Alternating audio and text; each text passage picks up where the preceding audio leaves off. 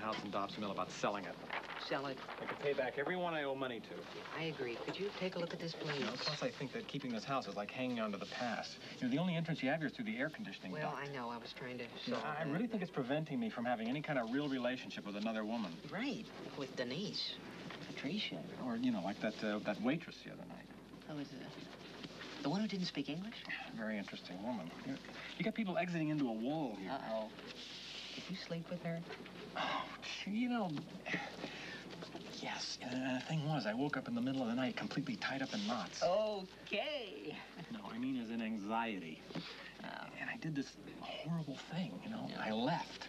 And I know what it is. It's Becky. I got to close the book on that. I'm going to sell the house. There you go. Oh, we just talk and talk. There's so much to talk about. We have this amazing communication, It's like Chinese food. Excuse me? Well, like on Thursdays or something, you just can't deal with dinner. And he comes home with, like, this big bag of Chinese takeout. It's just like he knew. That's amazing. I know. Chinese food. Can you stand it? He's fabulous.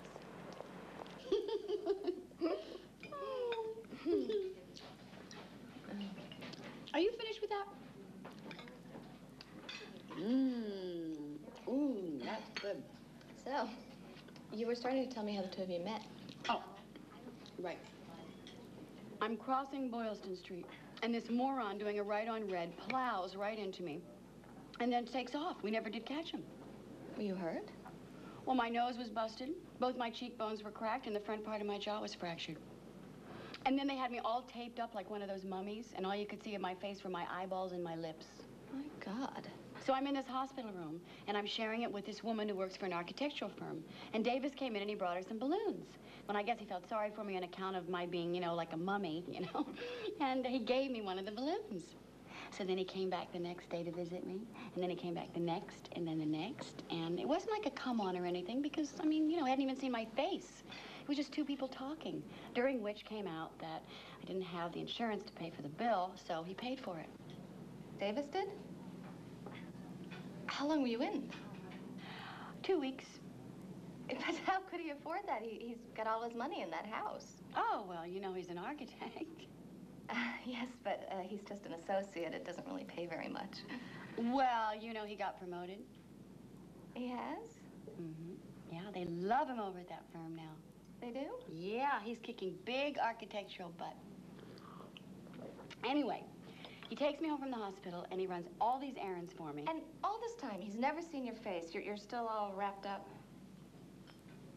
Oh, this is so Davis. And then one night, he kissed me. And we started to, well,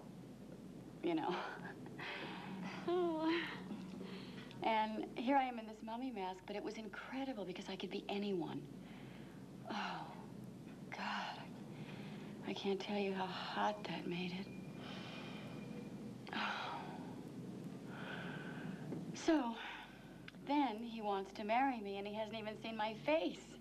So what he proposes is, which is, of course, what we did is we got married the next week at the hospital. And when the chaplain said, "You may now kiss the bride," instead of lifting the veil, the doctor unwrapped the gauze. And he saw me for the first time.